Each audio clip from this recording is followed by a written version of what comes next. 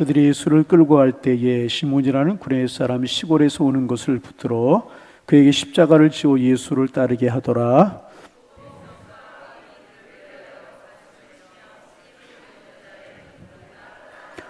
예수께서 돌이켜 그들을 향하여 이르시되 예루살렘의 딸들아 나를 위하여 울지 말고 너희와 너희 자녀를 위하여 울라.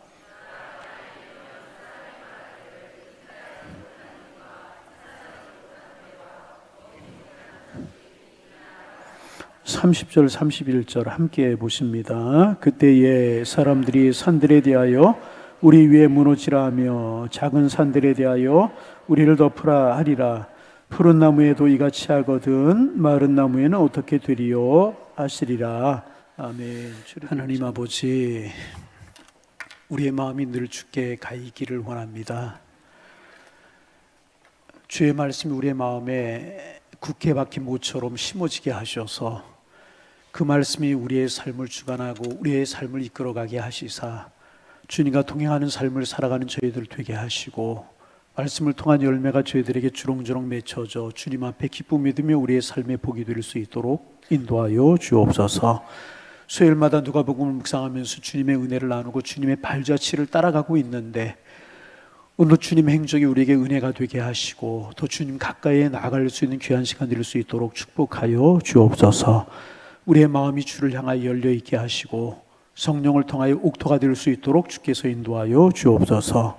예수님의 이름으로 기도하옵나이다. 아멘. 우리가 누가복음 묵상하면서 예수님의 행적을 따라가고 있습니다. 특별히 오늘은 예수님께 십자가에서 처형되시기 위해서 십자가를 지시는 그런 장면이 오늘 우리가 읽은 이제 본문입니다. 여러분이 아시는 것처럼 당시 십자가형은 로마 군사 이제 4명이 십자가를 지고 가는 사람을 이끌고 갔다고 이제 그래요. 그래서 앞에 있는 사람이 길을 열고 좌우에 있는 사람이 채찍을 들고 십자가를 지고 가는 사람이 제대로 이제 걷지 못하면 채찍으로 이제 내려칩니다. 마치 말을 모는 것처럼 소를 모는 것처럼 채찍으로 이제 때리는데 그 채찍이 얼마나 그 채찍 끝에 이제 뭐 짐승의 뼈라든지 쇠붙이라든지 그런 걸 붙였다고 그러잖아요. 얼마나 날카롭고 아픈지 그 채찍으로 40대 이상을 때리지 못하도록 법으로 제정이 되어 있었다고 이제 그럽니다. 40대 이상을 이 죄수가 맞으면 너무나 고통스러워서 정신이 이상이 될 정도로 그렇게 아픈 채찍으로 이제 십자가를 지고 가는 죄수를 때렸다고 이제 그래요. 그리고 이 십자가형은 본래 사람들에게 경계를 주기 위한 형이었습니다. 주로 반역한 사람에게 주는 형이기 때문에 너희도 황제에게 이렇게 반역을 하면 이렇게 그냥 죽는 것이 아니라 참혹한 고통을 당하다가 너희가 죽는다 하는 것을 보여주기 위해서 이제 골목골목을 다 이제 돌아가게 되어 있었다고 이제 그래요. 그러니까 이제 빌라도 법정에서 예수님께서 빌라도 법정에 사형 언도가 선언이 되었잖아요. 그리고 이제 원수들에게 내어주게 되었잖아요. 그리고 이제 골고다 겟세마네 동산까지의 직선거리는 그렇게 멀지 않은 그런 거리인데 비아 돌로로사라고 하는 길을 여러분이 가보시면 알겠지만은 골목골목을 다 다니면서 겟세마네로 가게 되어 있었기 때문에 시간이 꽤 걸리는 그런 거리였었습니다. 그러니 연약하신 예수님께서 그 무거운 십자가를 지고 골고다를 올라가고 계시는 것입니다. 그 당시 십자가의 무게가 여러분 얼마나 이제 됐는지 들으신 적이 있으십니까? 예수님이 우리 앞에도 이렇게 십자가에 걸려 있는데 앞에 걸려 있는 십자가의 무게가 어느 정도 될 것 같다고 여러분 생각하세요? 제가 재본 적은 없어요. 근데 예수님께서 이제 지고 가신 십자가의 무게가 여러분 얼마나 되었을 것 같아요?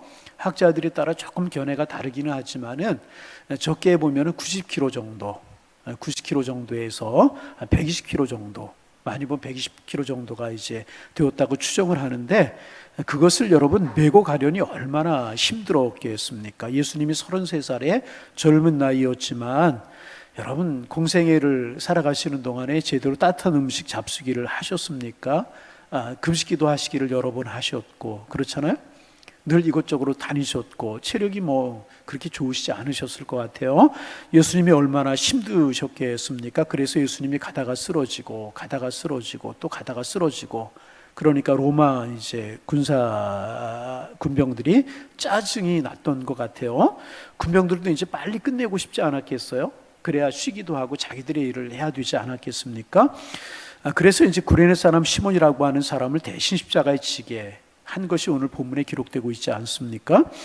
당시 이제 이런 일이 흔했다고 이제 그래요. 당시 팔레스타인은 피정복지였기 때문에 로마 군인이 이제 십자가형을 이렇게 집행을 하다가 십자가를 지고 가는 죄수가 지치고 힘들었을 때 누군가에게 십자가를 대신 지게 하기 위해서 그 옆에 있었던 사람의 어깨를 창 끝으로 툭 치면 그게 신호였다는 것입니다. 내가 대신 십자가를 지고 가, 이런 신호였었다고 이제 그래요.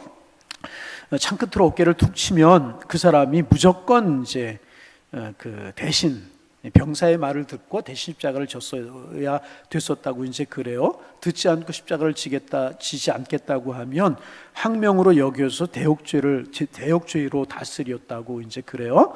그런데 이제 그 군인이 구레네 시몬의 어깨를 이제 창으로 툭 치게 된 것이죠. 그래서 이제 구레네 사람 시몬이 예수님의 십자가를 대신 지고 가게 되는 것입니다.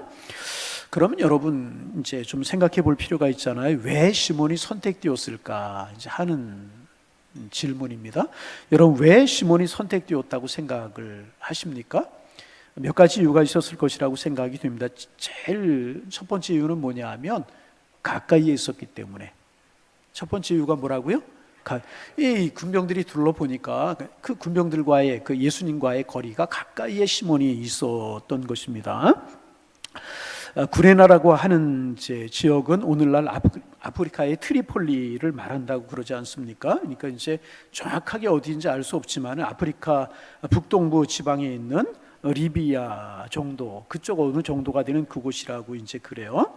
그러니까 이제 시몬이라고 하는 사람은 아프리카 사람이었고 흑인이었을 것이라고 추정을 하잖아요. 그게 사진이 있거나 기록이 있는 것은 아니지만은 아프리카에서 온 사람이었기 때문에 흑인이었을 것이라고 이렇게 추정을 합니다.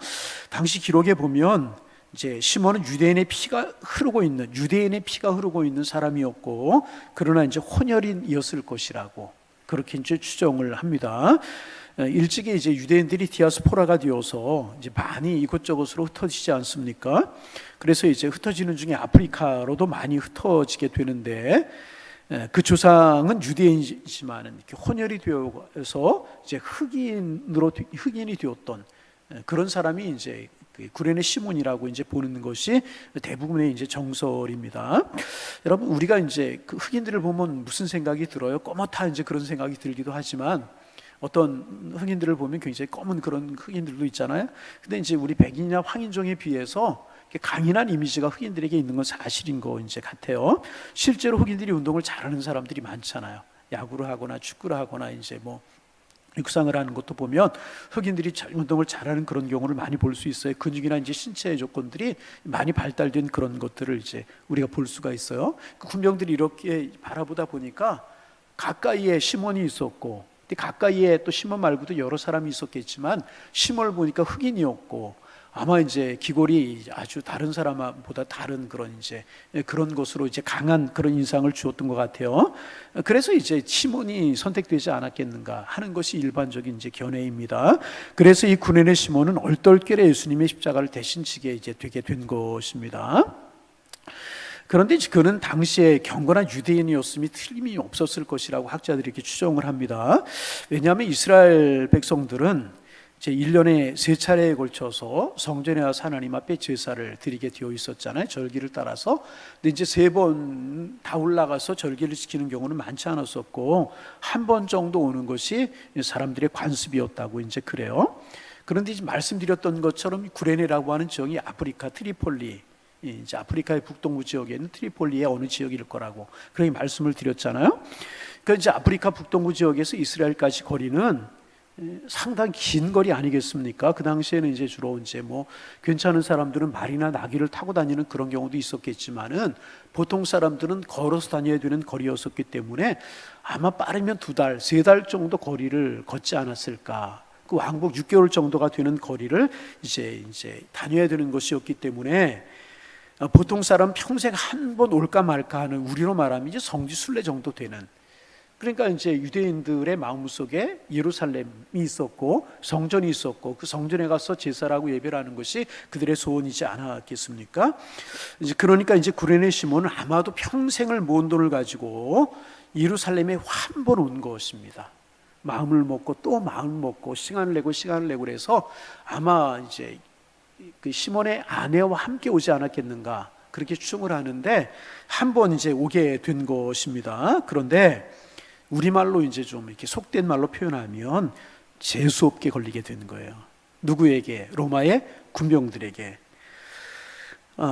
예수님께 대해서 사람들이 많은 말을 하고 이제 그러자 아마도 마음속에 이제 호기심이 들었겠죠. 이제 십자가 행렬이 가고 예수님께 대해서 여러 가지 이야기들이 돌지 않았겠습니까?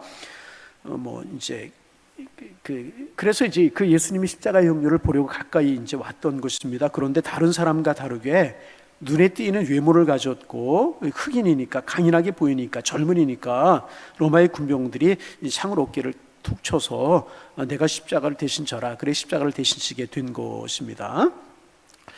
이제 이런 게 이제 오늘 본문에 나타난 그런 정황인데요. 여러분 한번 우리가 생각해 볼 수 있기를 바랍니다. 아주 중요한 교훈 하나를 배울 수가 있게 되는 것입니다. 여러분 이제 이 구레네 시몬이 이때 예수님께 대해서 믿음이 있었을까요? 없었을까요? 하는 것입니다. 다시 이때 구레네 시몬의 마음속에 예수님을 향한 믿음, 예수님을 메시아로 고백하는 믿음이 있었을까요? 없었을까요? 예? 다시 무슨 말인지 못 알아들으신 분들이 있는 것 같아서 날씨 탓이라고 이렇게 돌리면서 다시 한번 예수님께 대한 믿음이 구레네 시몬에게 있었을까요? 없었을까요? 없었을 것이라고 생각이 돼요. 예수님이 누군지 잘 몰랐을 것 같아요. 그러나 아프리카에서 온 사람이었기 때문에 예수님에 관해 들을 수 있는 기회가 거의 없었을 것 아니겠습니까? 떠도는 소문 정도로 그냥 스쳐 지나가는 이야기 들었겠죠. 유대인들에게 미움을 받는 사람이다. 특별히 종교 지도자들에게 미움을 받는 사람이고 자칭 선자라고 이야기하면서 하여튼 이단 시비가 있고 뭐 그런 사람이라고 이제 듣고 알고 있었는지 모르겠습니다. 그래서 호기심을 가지고 예수님 앞에 나온 것인데 그런데 그가 그렇게 나왔다고 억지로 자기의 의도가 아니잖아요. 자기의 의도가 아니고 억지로 십자가를 지게 되었습니다. 그런데 그렇게 그가 억지로 십자가를 지게 되었지만은 그렇게 억지로라도 십자가를 지고 난 다음에 그의 인생이 완전히 변화되게 되었다는 것입니다. 성경 두 곳을 우리가 한번 보실까요? 먼저 마가복음 15장 21절입니다. 좀 띄워주시겠어요? 예, 같이 한번 읽어볼까요? 마가복음 15장 21절 같이 한번 읽어봅니다.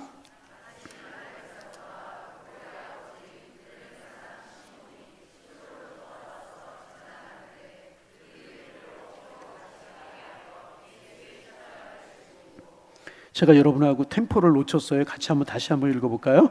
마침 알렉산더와 루포의 아버지인 구레네 사람 시몬이 시골로부터 와서 지나가는데 그들이 그를 억지로 같이 가게 하여 예수의 십자가를 지우고, 이제 두 가지 정보가 여기에 나와 있죠. 첫째는 뭐냐면 이제 알렉산더와 루포의 아버지인 구레네 시몬 그랬어요. 그러니까 구레네 시몬의 아들들이 둘이 있었는데 누구예요?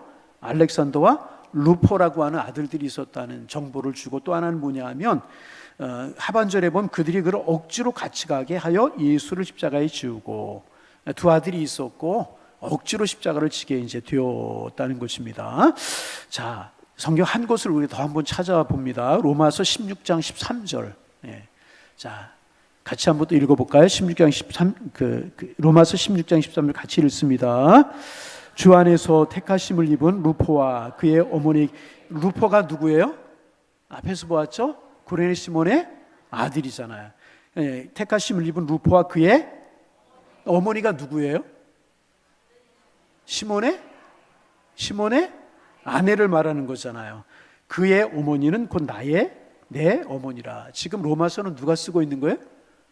사도 바울이 쓰고 있는 거란 말이에요. 그런데 그 사도 바울이 뭐라고 이야기하냐 하면 루포와 그의 어머니에게 문하라. 그러니까 이제 그 구레네 사람 시몬의 아내에게 문하라 그 말이죠.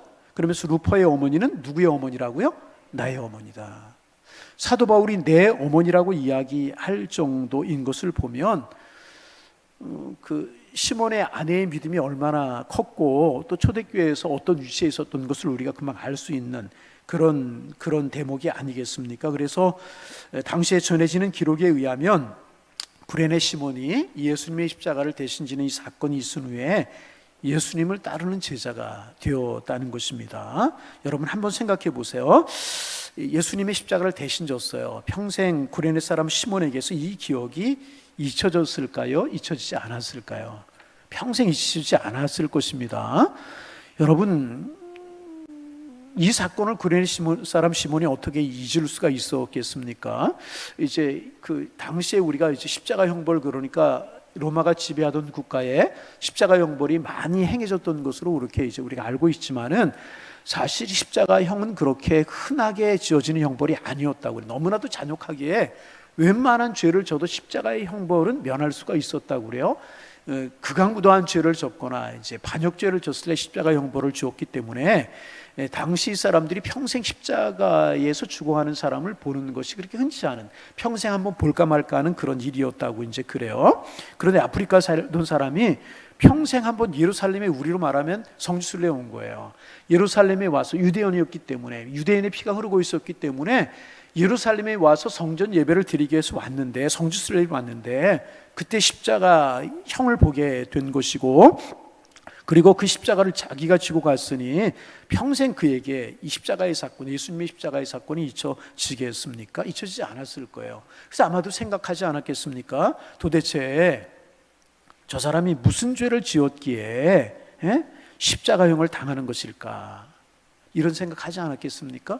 그리고 예수님의 얼굴이라든지 표정이라든지 그런 모습들이 머릿속에 계속 떠오르지 않았겠습니까? 그리고 그렇게 예수님에 관해서 묵상하다가 예수님께 대한 진실을 알게 되었고, 그 예수님이 메시아라고 하는 사실을, 우리의 구주가 되신다는 사실을 알게 되었고, 예수님의 제자가 되게 되었다는 것입니다. 그리고 그 후로 그의 아내, 그의 두 아들 다 믿음의 사람이 되게 되었다는 것입니다. 그래서 당시 초대교회 문헌에 의하면 이것이 계기가 되어서 구레네 시몬의 가족 전체가 주님의 제자의 가정이 되었고, 초대교회의 귀한 역할을 감당하는 기둥처럼 쓰임받는 아름다운 축복의 가정이 되게 되었다는 것입니다.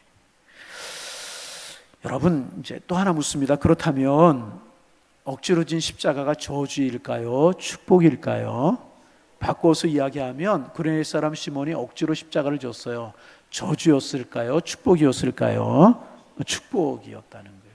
그 다음에 무슨 말이 나올지를 알아서 대답을 안 하시는 분들이 계시는 것 같은, 다시 한번 물어요. 저주였습니까? 축복이었습니까? 축복이었다는 것입니다. 그래서 여러분, 우리에게 적용을 해서 좀 이야기를 하면 이렇게 이야기할 수 있잖아요. 내가 이제 신앙생활을 하는데 이제 교회에서 억지로, 나는 싫은데 억지로 어떤 일을 이제 맡길 때가 있어요. 내가 싫어요. 근데 내 것도 체면 때문에 이제 때로는 그런 일을 하게 될 때가 있다는 것입니다. 여러분, 그럴지라도 그 일을 감당할 때 복이 될까요? 저주가 될까요? 자, 대답 제가 큰 소리를 안 할 줄 알았어요. 다시 한번, 그것이 여러분들에게 축복이 될까요? 그렇지 못할까요? 축복이 된다는 사실을 이 구레네 시몬이 진 십자가를 통해서 보게 되는 것입니다. 그 후로 그 집안이 얼마나 주님의 몸된 교회를 충성했으면 바울 사도가 시몬의 이제 아내는 내 아내다, 루포의 어머니는 내 어머니다라고 이야기할 정도로 귀하게, 존귀하게 높이고 귀하게 칭찬하고 있겠습니까? 사도 바울이 이런 이야기 쉽게 하겠습니까? 여러분, 그렇잖아요. 사람이 아무리 친할지라도 어머니라고 부르지만 진심으로 그 사람을 어머니로 여기는 사람은 많지 않잖아요. 근데 사도 바울이 루포의 어머니, 다시 말하면 시몬의 아내를 가리 자기의 어머니다, 내 어머니다, 이렇게 이야기하고 있는 것을 보면 초대교회 얼마나 기도의 기둥이 되고, 얼마나 믿음의 어머니 역할을 감당하고, 얼마나 신앙의 본이 되었으면 이렇게 소개하고 있겠습니까? 그럴 정도로 훌륭한 초대교회의 중직자의 가정이 되게 되었다는 것입니다. 그래서 여러분, 중요한 것이 뭐냐 하면 순종이 중요하다는 거예요. 우리는 부족하기 때문에, 아니 어리석기 때문에 하나님의 일을 다 알고 감당할 수가 없습니다. 여러분, 우리가 하나님의 섭리와 하나님의 계획을 어떻게 다 알 수가 있겠습니까? 그러므로 때로는 하기 싫어도, 가기 싫어도, 이해되지 않아도 그것이 하나님의 명령이고 하나님의 뜻이니까, 교회가 나에게 맡겨준 사명이니까 내 십자가니까 이해하고 감당할 수 있는 그런 순종이 우리에게 필요하다는 것입니다. 그러면 그때는 모르지만 지나고 나면 그것이 나에게 축복이 되는 줄로 믿으시기를 바랍니다. 이 시몬이 그때 그 로마 병사가 왜 나를 창으로 쳤을까 원망하면서 평생 살 수 있었잖아요. 여러분 그렇지 않아요? 많은 사람들이 지켜봅니다. 십자가에 죽어가는 죄수를 아는 것 정도도 이제 수치스러운 그런 일인데 그 십자가를 대신 지고 가는 거 얼마나 여러분 수치스러운 일이고 저주받은 일이라고 생각할 수 있었겠습니까? 그러면서 평생 시몬이 원망하면서 그 군사를 원망하면서 살아갈 수가 있었을 것입니다. 아, 그날 내가 재수 온 붙었구나. 그러면서 살아갈 수 있지 않았겠습니까? 자기의 옷을 털면서 그 자리를 떠날 수도 있었을 것이라는 것입니다. 그러나 그것이 인연이 되어서 예수님의 제자들도 다 도망간 그때에 예수님의 고통을 실질적으로 도와드린 그런 사람이 되게 되었고, 성경에 그의 아내가 기록되고 그의 두 자녀도 기록되고 그의 이름이 영원히 기록될 수 있는 하나님의 사람이 될 수가 있었다는 것입니다. 그런 여러분, 하늘나라의 생명책에 그들의 이름이 기록된 것은 분명하지 않겠습니까? 여러분, 베드로도 예수님의 제자들도 예수님 가시는 곳이면 어디까지 가겠다고 한 제자들도 다 그 시간에 예수님께 도움이 되지 못했어요. 그런데 구레네 시몬은요, 실제로 예수님에게 도움이 되게 되었다는 것입니다. 그래서 여러분, 우리가 이제 하나님의 일을 대할 때, 하나님의 섭리를 볼 때 우리의 이성과 우리의 논리로 하나님의 명령을 해석하고 판단하려고 해서는 안 된다는 것입니다. 그것이 하나님의 말씀이 분명하고 하나님의 뜻이 분명하다고 하면, 그것이 영적인 유익이 되는 것이 분명하다고 하면 하는 마음이 복된 마음인 줄로 믿으시기를 바랍니다. 내가 왜 일을 해야 되는지 몰라요. 내가 왜 이 길을 걸어가야 되는지 모르지만 제가 순종하겠습니다. 그렇게 주님의 뜻 앞에 내 뜻을 굴복시킬 때 주님이 우리를 축복의 길로 인도하실 줄로 믿습니다. 시몬을 통해서 우리가 보게 되는 교훈이란, 여러분, 많지는 않지만 저는 인생을 살면서 몇 번 이제 그랬던 적이 있습니다. 마음속에 이제 내가 왜 그 사람을 도와야 되는지, 그 일을 해야 되는지 모른 채 그 사람을 도와준 그런 적이 있었습니다. 왜 내가 그 사람을 도와주는지 모르게, 그런 기도하면 할수록에, 생각하면 할수록에 그 사람을 도와야 된다는 마음이 드는 거예요. 하나님이 그렇게 말씀하시는 것 같은 생각이, 이 감동을 견디지 못해서 이제 도와준 그런 적이 있었습니다. 그런데 다는 아니지만 지나고 나서 보면 그 이유를 알게 되는 경우가 종종 생겨나게 되게 돼요. 지금까지도 그 이유를 알지 못하는 일이 있을 수 있겠지만은 앞으로 삶을 살아가면서 그 일을 깨닫게 될, 그것이 하나님의 뜻이었구나. 그래서 하나님이 그 일을 하게 하셨구나. 그래서 그 사람을 돕게 하셨구나. 그런 일들을 살아가게 되면서 많이 깨닫게 되게 될 것이라는 것입니다. 그래서 여러분, 시몬이 지금 왜 예수님의 십자가를 대신 져야 되는지 이유를 몰랐습니다. 그러나 그것이 하나님의 부르심이었고 그 가정의 부르심이었던 것이었고, 초대교회에서 그의 가정의 역할이 얼마나 컸으면 누포의 이름이 여기에 나오고 바울 사도가 그 어머니 내 어머니라고 이야기하는 그런 말씀이 성경에 기록되어 있겠습니까? 여러분, 주님의 이름으로 부탁을 드립니다. 하나님의 일을 자꾸 피해 가려고 하지 마시기를 바랍니다. 가려서 하려고 할 때가 참 많아요. 이것은 내가 할 일이고 이것은 내가 할 일이 아니고. 그러면 내가 할 일이 아니라고 생각하는 일들은 누가 하는 것이겠습니까? 십자가는 누가 져야 되는 것이겠습니까? 여러분, 그 일이 나에게 주어질 때 그 당시에는 이해할 수 없고 나에게 힘든 것 같고 어려울 것 같지만은 아멘으로 순종하면 여러분과 여러분의 가정의 자녀들에게 큰 축복이 되게 될 줄로 믿습니다. 오늘 말씀을 준비하면서 주기철 목사님, 손영원 목사님 생각이 났어요. 한국의 순교자로 유명한 분들이 있잖아요. 주기철 목사님이나 손영원 목사님, 우리보다 지혜가 없는 분들이었을까요?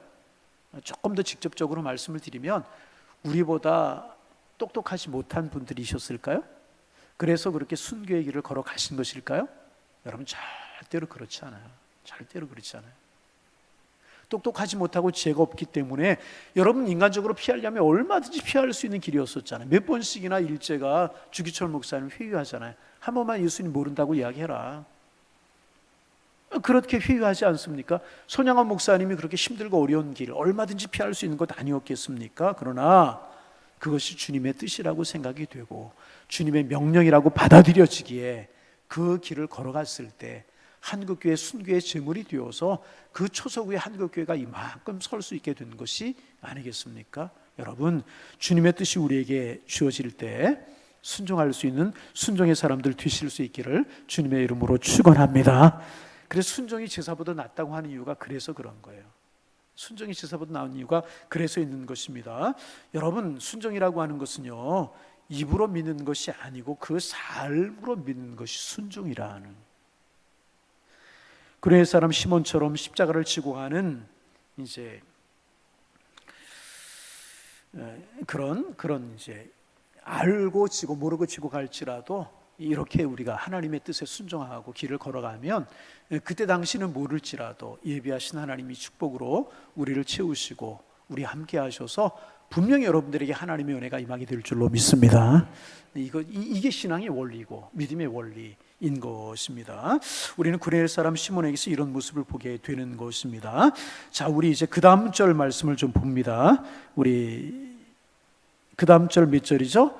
누가복음 23장 27절 말씀 읽습니다. 또 백성과 및 그를 위하여 가슴을 치며 슬피 우는 여자들의 큰 무리가 따라오는지라. 구레네 사람 시몬이 나와요. 십자가의 뒤에서 한 행렬이 따라오고 있는데 그 사람들이 누구?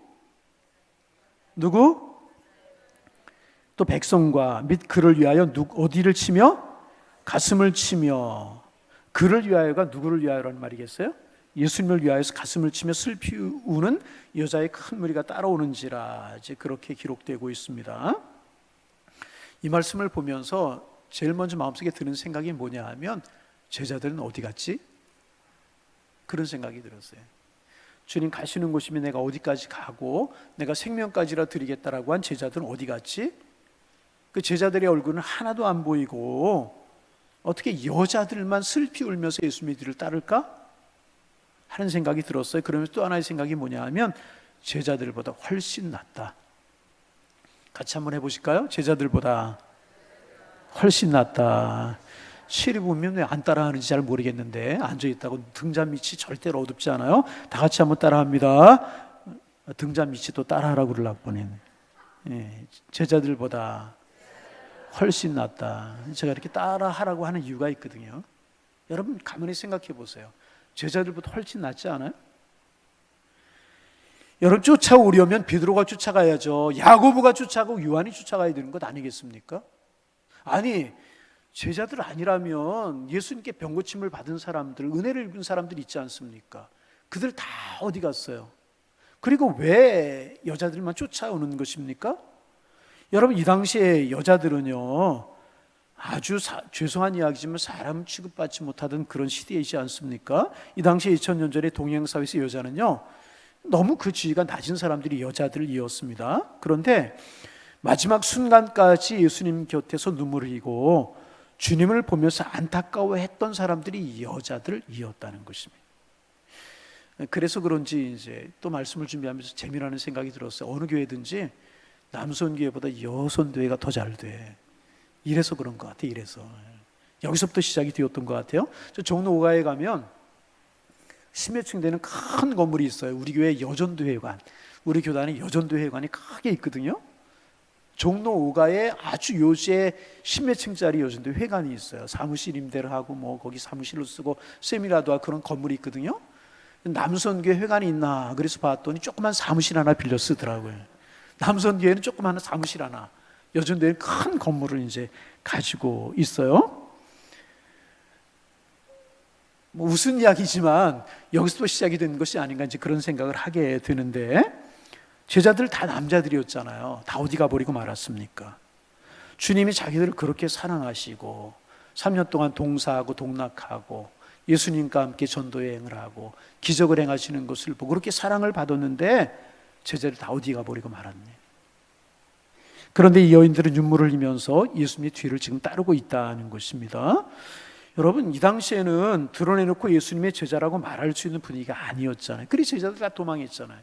근데 예수님의 뒤를 따르면서 가슴을 치면서 우는 것을 보면 예수님을 따르는 사람들이라고 하는 것을 사람들이 다 알 수 있잖아요. 그럼에도 불구하고 여러 가지 불이익이 올 줄 알면서도 예수님을 바라보면서 안타까운 마음을 가지고 예수님의 뒤를 울면서 따르고 있었다는 것입니다. 우리가 이 여인들의 신앙이 좀 배울 수 있는 것이 있다 하는 생각을 하게 됩니다. 가슴을 치며 슬피며 여자의 큰 무리가 따라오는지라, 그렇게 이야기했어요. 예수님 가까이 애들이 마지막까지 있었다는 거죠. 그러자 이제 28절에서 예수님께서 그들을 향하여 말씀을 하십니다. 28절 읽어볼까요? 예수께서 돌이켜 그들을 향하여 이르시되 예루살렘의 딸들아, 나를 위하여 울지 말고 너희와 너희 자녀들을 위하여 울라. 이 말씀을 읽으면서 다시 한번 읽어볼까요? 여러분들이 이 말씀을 읽으면서 예수님의 마음이 어떠했을까, 그런 생각을 하면서 이 말씀을 한번 읽어보세요. 예수께서 돌이켜 그들을 향하여 이르시되 예루살렘의 딸들아, 나를 위하여 울지 말고 너희와 너희의 자녀를 위하여 울라. 여러분, 이 말씀 읽으면서 어떤 생각이 드십니까? 저는 이 말씀 읽으면서 예수님께서 그들을 바라보시면서 예수님의 마음에 고마운 생각이 드셨던 것 같아요. 여러분, 안 그래요? 그들을 바라보면서 예수님께서 그런 표현을 안 하셨지만 예수님의 마음속에 그 여인들을 바라보면서 고마운 마음이 들으셨을 것 같아요. 고마웠던 것 같아요. 응? 고마웠던 것 같아요. 제자들 다 어디로 가고, 십자가도 누군가 대신 지고 갈 수 있다면 누군가 제자들이 졌어야 될 땐 구레네 사람 시몬이라고 하는 엉뚱한 사람이 지고 가고 있단 말이죠. 그런 판국에 여인들이 울면서 당할 수 있는 여러 가지 불이익을 감수하면서 울면서 예수님의 뒤를 따르고 있었단 말이죠. 예수님이 그들을 보면서 정말 고마운 마음이 들지 않으셨을까. 그래서 예수님이 이렇게 말씀하시잖아요. 나를 위하여 우는 거 고마운데 나보다 너희의 자녀들을 위하여서 울라. 예수님께서 그렇게 말씀을 이제 하시잖아요. 이제 다음 주까지 우리가 이 본문을 좀 나누게 될 텐데, 이 말씀의 뜻은 우리가 다음 주에 나누기로 하고, 이 본문에 보면 여기에서 이제 하나의 전설이 나오게 되는데 그게 외경이라고 하는 책에 기록이 되고 있어요. 여러분, 외경이라고 하는 책이 뭔지 아세요? 외경이라고 하는 것이 뭔가 하면, 우리 개신교에서는 구약 39권, 신약 몇 권?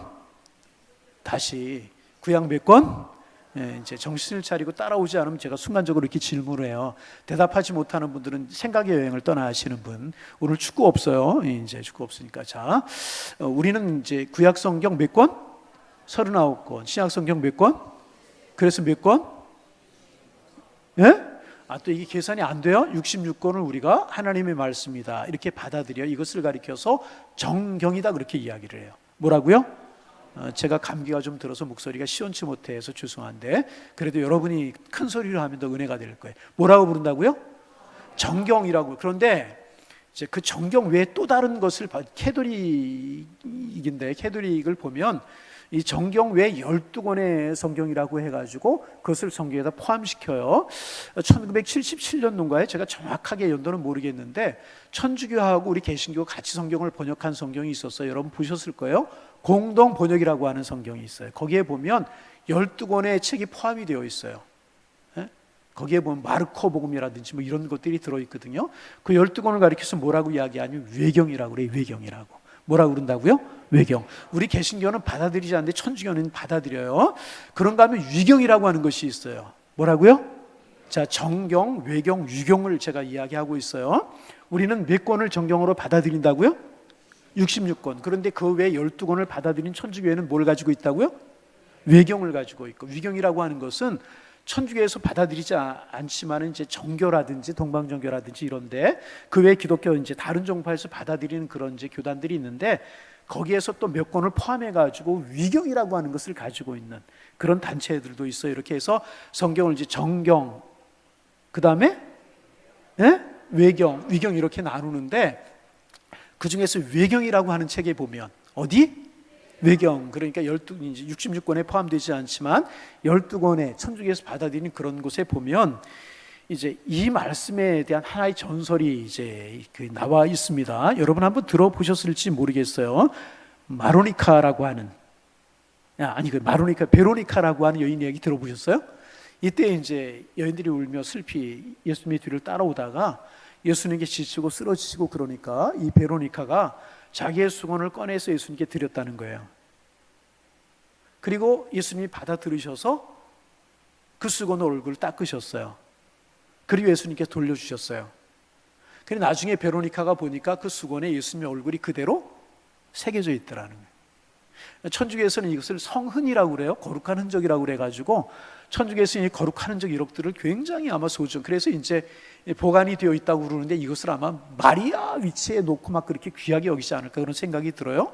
그런 전설이 이제 여기에서 나오게 되는 거예요. 이 다른 여인들의 무리 중에서 한 사람이 수건을, 베로니카라고 하는 여인이 수건을 주었고 예수님이 닦으셨는데 거기에 예수님의 얼굴이 그대로 새겨져 있다는, 사실인지 모르겠지만 하여튼 그렇게 기록된, 우리는 받아들이지 않죠. 그런 이야기가 나온 이제 그런 본문이기도 이제 하는데, 여기에서 우리가 말씀을 좀 줄이려고 합니다. 보세요. 지금 이제 둘로 나눌 수 있지 않습니까? 예수님을 사랑한다고 고백하고 예수님과 동사하고 동락하던 제자들은 예수님께로부터 멀어졌어요. 그 정작 예수님과 힘들고 어려울 때 예수님께 도움이 되고 예수님의 마음이 위로가 되었던 사람들 누구? 성경에 그 이름 한번 기록되고 있지 않지만은 어떤 사람들이 잘 모르지만 예수님께 가까이 있었던 사람들이 실제로 예수님의 마음을 이해할 수 있었고 예수님께 도움이 될 수가 있었다는 것입니다. 그렇다면 진정으로 믿음이 무엇이고 신앙이 무엇인가, 이런 이야기 우리 할 수 있는 것 아니겠습니까? 믿음이라고 하는 것은요, 내가 많은 것을 못 드리고 많은 것을 하지 못해도요 예수님 가까이에 있기 위해서 노력하는 것이 믿음이라는 것입니다. 그래서 사도 바울은 디모데에게 이야기하잖아요. 경건에 이르기를 연습하라. 경건에 이르기를 연습하라고 하는 것이 무엇입니까? 결국은 예수님 가까이 있자는 거예요. 예수님의 마음 가는 곳에 내 마음이 가고, 예수님의 발걸음 가는 곳에 내 발걸음이 가고, 예수님의 생각이 있는 곳에 내 생각이 있는 것, 그것이 믿음이고 그것이 믿음의 성숙이고 그것이 주님을 사랑하는 것이라. 마지막입니다. 여러분, 여러분과 주님과의 거리가 어느 정도 되십니까? 베드로 큰 소리 떵떵 쳤어요. 나 교회를 위해서 못하고, 내가 이제까지 교회를 위해서 못하고, 내가 우리 교회 이제까지 오는 동안에 이런 일도 했고 저런 일도 했고 이런 일도 했고, 그런데 정작 예수님께 도움이 돼야 될 때, 내가 주님의 몸된 교회를 위해서 헌신할 때 내 위치가 어디고 내 현주소가 어디겠느냐 그 말이에요. 저희들 다 멀어져 버렸어요. 구레 사람 시몬, 어디에도 한번 나오지 않던 사람이 등장을 했어요. 슬피 울며 예수님의 뒤를 따르는 여인들이 예수님의 마음을 기쁘게 만들었어요. 여러분, 오늘 우리의 위치가 예수님께로 멀어지는 그런 위치가 아니라 예수님께 점점 더 가까워지는 우리가 되기를 소망합니다. 다른 거 자랑하지 말고 뭐 내 학벌 이 정도 되고 내 재산이 이 정도 되고 내 집이 몇 채다, 이런 거 우리가 자랑할 거 아니고, 내가 얼마나 주님을 사랑하는가, 나를 사랑하시는 그 주님을 내가 얼마나 사랑하는가, 주님이 나에게 명령하실 때 내가 그 명령을 들을 수 있는 거리에서 내가 주님을 오늘도 쫓아가고 있는가, 내가 주님을 사랑하기에 오늘 내가 목사로, 장로로, 권사로, 내가 구역장으로, 내가 찬양대원으로 내가 이 일을 하고 있는가, 내가 그 일하는 진정한 목적이 내가 주님을 사랑하기 때문에 거기에 서 있는가, 이런 것을 물으며 우리의 신앙생활 할 때 우리의 마음속에 다시 한번 새로움이 돋아나게 될 것이고, 주님 우리의 마음을 붙들어주게 될 것이고, 주님이 우리를 축복하셔서 우리의 삶 속에서 하나님의 영광을 볼 수 있도록 하나님 우리의 삶을 축복하실 줄로 믿습니다. 부디 주님과의 거리가 가까워지고 신앙의 연조가, 믿음의 연조가 깊어질수록에 더욱더 주님 가까이에 있는 여러분들이 되셔서 구레 사람 시몬을 위었던 그 여인들이 주님의 마음을 기쁘시게 했던 이런 은혜가 우리 모두에게 함께할 수 있는 그런 축복들이 날마다 되어가실 수 있기를 주님의 이름으로 축원합니다. 축원합니다.